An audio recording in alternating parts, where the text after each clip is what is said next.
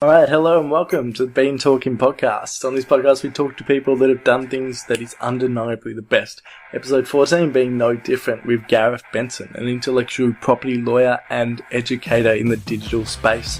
He's a guy that knows a lot about a lot of different things. We had topics on where the future of education is going, but also how you can protect your startup idea to really maximise your potential. So I'm really excited about this one. Let's go. Yes. Thank you for coming on. Thanks a lot. Thanks for having me. Yep. You're, how I'd put you as an intellectual property lawyer. Yeah. You're a guy that knows a lot about how that system works for startups and businesses. Yeah. But also a educator in your own right as well. Really understanding what teachers need in order to educate people to get ready for the workplace of today. Yeah. So that's my introduction for yourself, but for people that don't know you, sure. Give us a bit of a rough rundown. Listen, look, I'm a lecturer, I'm an IP lawyer, and I'm an entrepreneur. And basically, I have bridged between two worlds, that of the world of corporate and then also works in the startup world. Yeah, wow. That's been my journey for the last 10 years. Yeah. CSIRO, SBS television in the public sector, and worked in private commercial practice. So I've seen a lot in 15 years since I graduated. But it's really not about my experience. It's about sharing what that now looks like for the next 15 years. Yeah. I started here at Melbourne University. We're here at the Melbourne University Law School. It started here in 1857. It produced prime ministers, chief justices, and of course it is also a place that we esteem to be a bastion of education and knowledge. Definitely. Well, that's certainly true. The other truism is that things are changing, and they're changing rapidly. Yes. Now, I understand you've just finished university yourself. Close to. Okay. I got 2 more classes as of 2019. Right. And just fast to get through them. But definitely excited to get out into the real world. I did jump out and work full time for a little bit. Yeah. But what's interesting is the difference between the theory that you taught and what the real world is. And as an entrepreneur, I guess you've hired people as well, and people coming out of university. I guess what are the things that you're seeing that people need coming out of university to sort of land work or the practical stuff? That's a great question. Yeah. It's a great question because I see real problems emerging. And that's teaching at a vocational level and also at a higher education level. Yeah. I am of a firm belief that the skills that students of today are learning are not preparing us, or not preparing you, are not preparing we for the world of tomorrow. Okay. These institutions, these strong pillars that we stand in between, held up knowledge that prepared people for the world. That's the very basis of education. Yeah. However, what I see is that these pillars are weak, and because they're not providing the skills, I'm a believer that some of the curriculum being taught at these fine institutions, internationally renowned, is not necessarily preparing students for the future workplace. And I think the universities are trying very hard to do that. They realise that that's a problem. So what do you think the fix is? Because I'm in a firm belief that I'm very happy with my university degree in terms of the grounding that I got in education, but I do also notice the lack of practicality in some aspects. Okay, I think you've nailed it there with the lack of practicality. Okay. Education as a basis and higher education is fine, as is the university of life for those entrepreneurs that have cut and thrust and learn things on the ground. In fact, I believe a combination is required. Yeah. And you hit it by actually suggesting practicality is the answer. We need to make sure that our educational institutions are providing the practical opportunities for people to gain experience on the ground, especially when we see major changes in the economy. Because at the end of the day, education provides work or work opportunities, but it's only as good as the quality of that curriculum and preparedness for the world in which we live. Look, just some historical facts. All right. We are now well entrenched in the 4th Industrial Revolution. It's not spoken about much, but there is a narrative there that is very true, that we are still basing our we are still basing our thinking around an outdated model of an economy. Yeah. And that's principally because our thinking is still back in the third industrial revolution. That began over 100 years ago, in the 1800s. Yeah, I've heard this school of thought. I think a popular video by a guy called Prince EA. Yeah. He came out with a video. The summarization of it was school hasn't changed in the last 30 years. And you see a popular meme going around as well of like technological advancements over the last year. Then they compare it with the classroom. Yeah. But we do have to also acknowledge that there is a lot of people trying to update the education system. Without a doubt. Yeah. Look, there's a lot of attempts at that, and I'm not suggesting there's not. Yeah. In fact, teaching in both higher education and vocational, I have come to the belief that vocational provides that practical learning opportunity, that practical industry knowledge. My concern is that the rate of change that we're going to see in the next 10 years, say to 2030, the educational institutions are not going to be able to catch up with the needs of the enormous amount of students that pour into this country for an education, but also for the domestic students as well. So as a university student who will potentially be looking for jobs and interviewing with thousands of other graduates, how do you separate yourself and exactly. What do you do? One, do you have the required skills? If not, you've got to go out and get them. Yeah. I feel for the students because they're reliant on that. We stand on the shoulders of the people and the generations before us. And the generations before us, no fault to their own, did not see the rates of change coming. No. But the statistics are there, and the statistics don't lie. Yeah.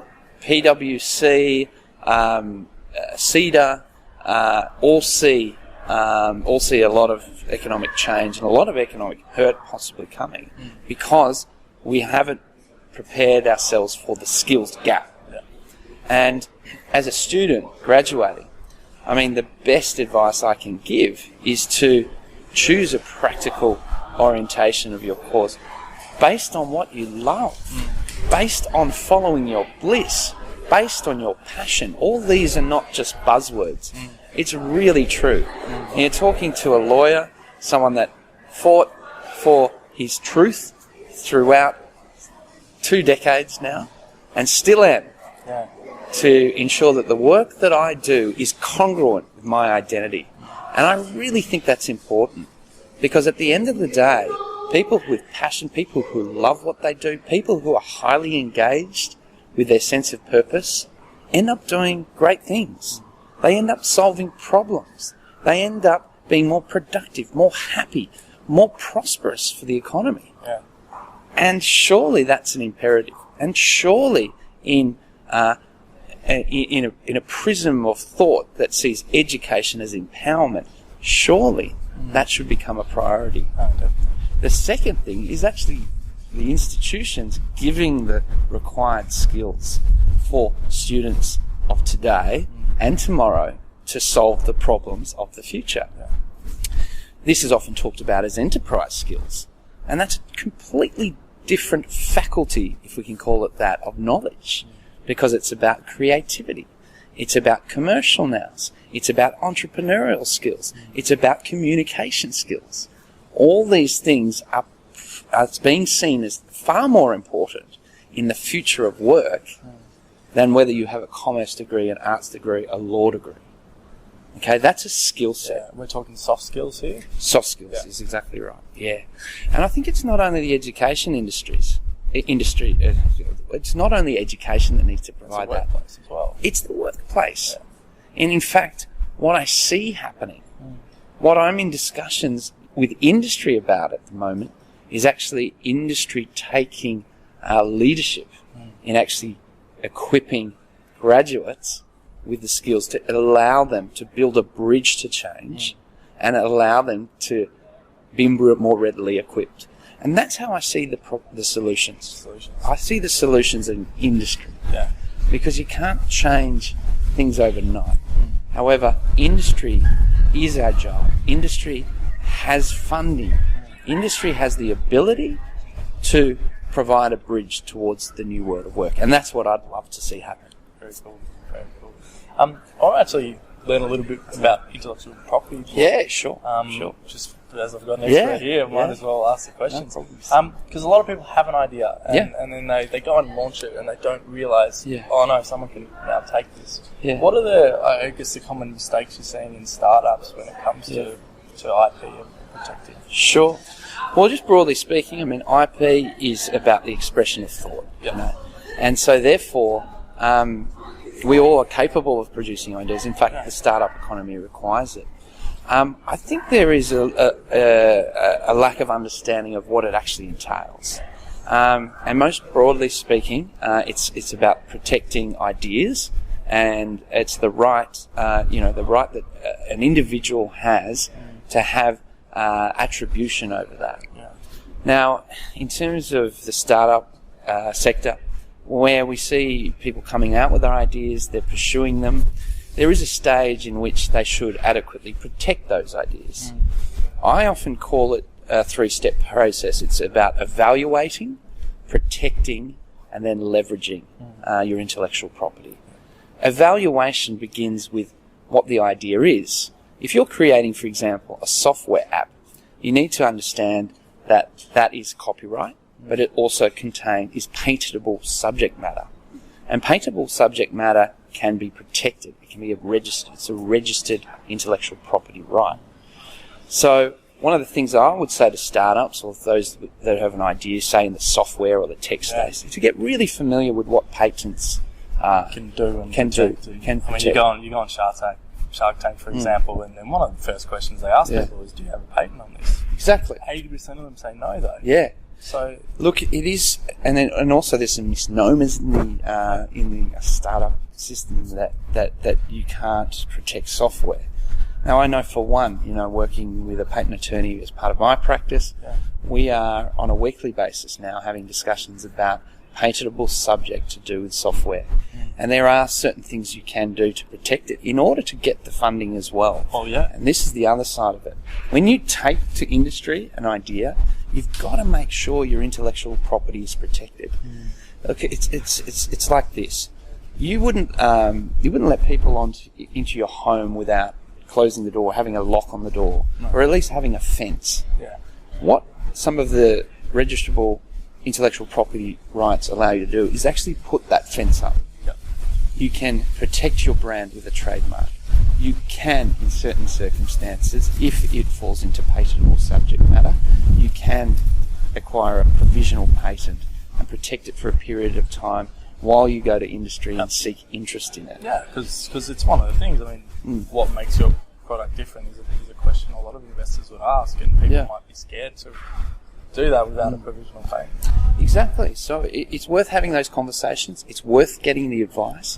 It's worth familiarising yourself. Yeah. IP Australia, our government registering body that registers all our IP rights, they have some great resources online. I believe it's www.ipaustralia.gov.au. There is some great education involved, and I highly recommend that site. I think also there's a time to register your intellectual property. Yep. Now, some people go guns a-blazing out to protect everything from the outset. It can be a costly thing, so that's actually... It's a costly thing. Yeah, it can be. It's on, and the answer is, Tim, when you're on a pathway to growth, there's a time to secure your domain, and that's almost immediately, because that's your that's your real estate. It's your front store. And certainly, but one thing I might add on that is that a domain does not give you the legal right over that name. It's only a license to have that domain for a certain period of time. Only a trademark will offer full legal protection. However, it could be a little bit costly to do it from the outset because you're still testing your brand in the marketplace. So the answer to this question is when you're on a pathway of commercial growth, these are the best times. And that's usually at the 2 to 3 year mark. Usually, unless you've got a really distinctive brand or the concept's so well developed that you will be attracting revenue or potential competition within 7 to 9 months. Right. And the reason I say that is that once you put a trademark application in, it takes about 7.5 or 8 months for it to be fulfilled. Oh, wow. And it needs to go. It goes into IP Australia. A trademark registrar will look at it. They will evaluate it based on the Intellectual Property Register, the Australian Official Journal of Trademarks. And should everything be okay, only then will it be registered and backdated to the priority date. Yeah, so there's a bit of time there.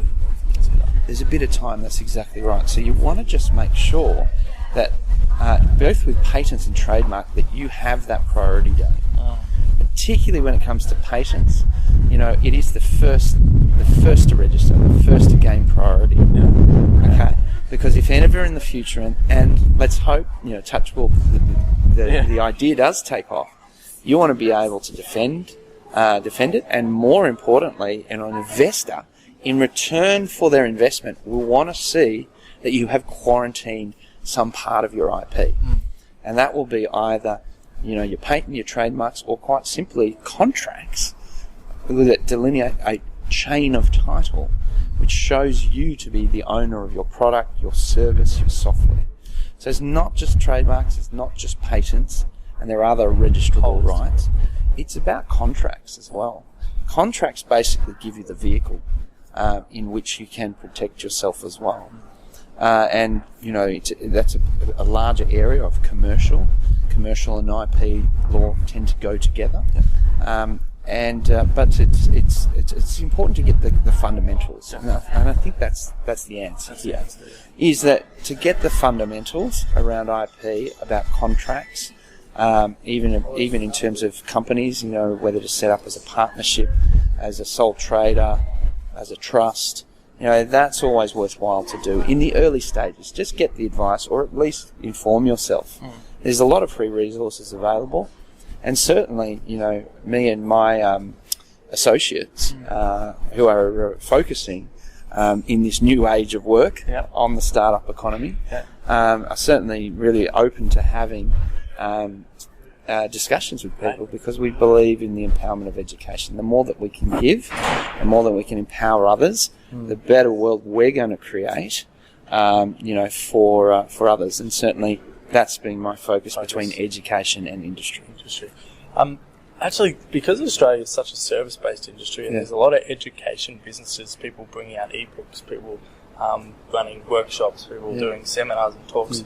What's stopping someone from going to one of those seminars, taking that information, and then putting their brand to it? You've raised a really good one. I deal with a lot of speakers, professional speakers. I've assisted some rising stars in Australia's professional speaking industry, and certainly it comes up quite a lot, as it does from time to time in education.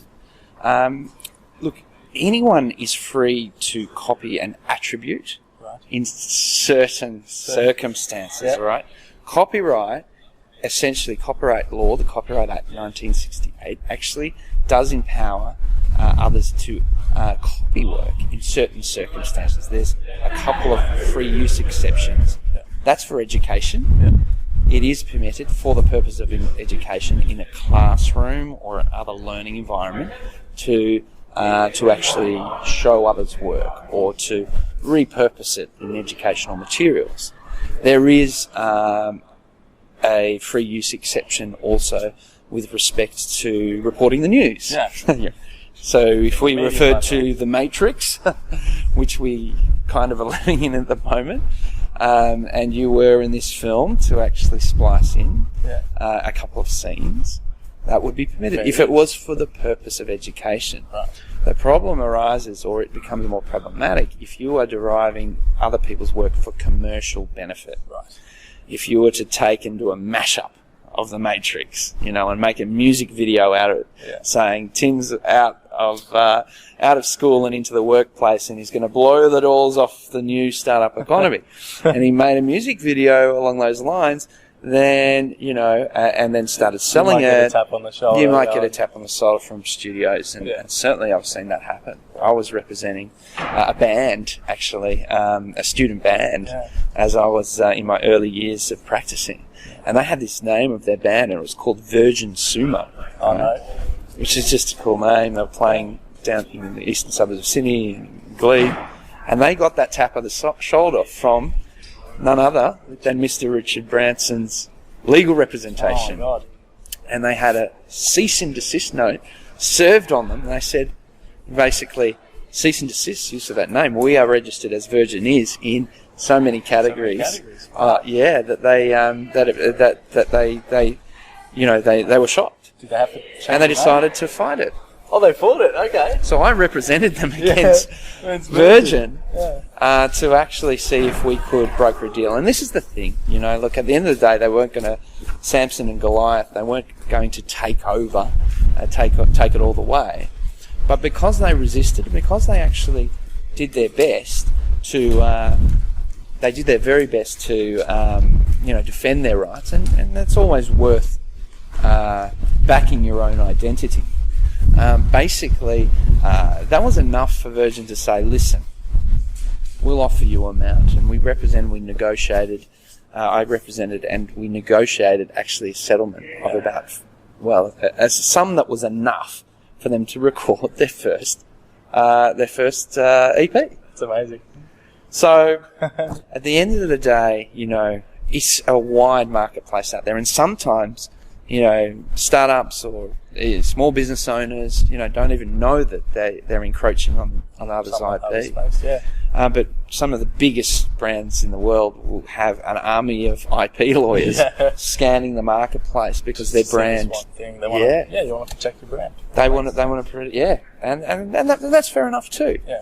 But there isn't, look, to being aware of your rights, being aware and educated as to where the new economy is taking us is, I think, the imperative in education, because education equals empowerment, and it allows you to more navigate through the pathways of change in business or learning, because we're all still learning, right?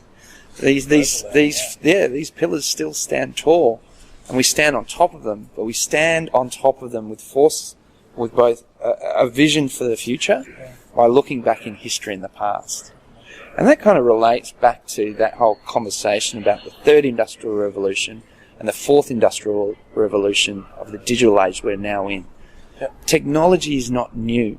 Change is not new. No. It's just how we equip ourselves to navigate through those waters, to navigate those changes. And 100 years ago, we saw, the invention of the car. The Model T Ford rolled off the mass production lines that Henry Ford created. Also created a lot of problems as well. People look back in hindsight, but it also gave a lot of liberation, because Henry Ford created the motor car to actually give people freedom. And why not? He's famous for a quote that said, everyone should have the ability to afford a vehicle and go and enjoy our great green land. And so his vision was sound. However, we now just happen to live at a time where the production line is as the longest and distribution channel in the world, quite frankly. And so therefore, it's changing business. It's to change the way we accept goods and services. It's no longer linear. It's no longer produced in a factory and then just through channels that go out through stores. It is now, as Amazon has mastered, available through the internet and drop shipped to you. So naturally that changes. And there's no bigger representation of that. And when you look at the main Burke Street in Melbourne, there was once a saying that said, if he's got more front than Myer. Because Myer was the department store. It was the place people would go and get their goods. They're in trouble now, though. Well, Spring Racing Carnival 2018, Myer was almost nowhere to be seen. So here was a name, here was a race that is synonymous with Melbourne's identity, and all of a sudden, Myer had fast disappeared. It's a sign of the times. It's a symbol of the times. Especially when you see in their place, you've got marquees like Bumble or others. It's a sign of the times. And we just happen to be just treading through these waters of change, sailing through them, if you will, towards a new world that we can create. And really, that's my message, is that we create it. It is people in our generations that will build that future. And it's building it with respect to those that have been before us, to stand on those shoulders, who have built a great world and with great opportunities for us. However, we need to take the knowledge from that world, the baby boomer generation. We need to take their experience, their perspective, their support, financially and otherwise, to help people like yourself build the future. Definitely. And as I said, my generation, Generation X, just stands in between it. And we have an obligation to be the bridge between these two generations. And that's why we're here today. That's how we're connected. That's a really cool spot to maybe finish on. But I got two last questions. Yeah. First one is, what's next for you? Well, yeah. Look, I'm really passionate about this issue. Yep. I've lived through the world of industry. Yep. You know, private sector, government, Yep. in the startup sector for 10 years, and I run an IP law practice. Yep. I see that I'm well positioned to actually help be this bridge between the younger generation and the older. So I look forward to working with great organisations like the CEO Institute and higher education and vocational institutions, helping to build those avenues of change that may see education embedded within industry. And I simply want to be stand and be that bridge. Fantastic. And help people cross it. Very cool. Because there's a great new future on the horizon, and working together to champion our own identity, our own sense of purpose, means that we can create that. And we literally can, and it begins now. Very cool, very cool. So if anyone wants to get in contact with you or read about more of the things you do, They can look me up on LinkedIn. Yep. I interact with everyone on social media. I happen to be a senior lecturer for Social Media College. Yep. And I am teaching people how to start their businesses using digital tools and social media to do so. Great. So LinkedIn, or if you have questions with respect to intellectual property, I run a practice called IP Assist. You can look that up, www.ipassist.com.au. Yeah. I'm all on social media. That's the communication channel in the future. And Tim, I'm wishing you the best of luck. Thank you. With this next new chapter for you. I'm looking forward to remaining in touch. Yeah, definitely. And seeing where you go next. Definitely. I'm always happy to help. Yeah, it'd be great. Well, I've been Tim and you've been Gareth and we've been talking. We've been talking. Thanks, Gareth. Thanks a lot, Tim. Cheers. Cheers, mate. Alright, there you go. Episode 14 done with Gareth. Really awesome value there. Hope you enjoyed it. Reach out to him if you have any questions about IP or digital marketing. Apart from that, just give us a follow on Instagram and let me know how you're enjoying the show. We'll see you in episode 15.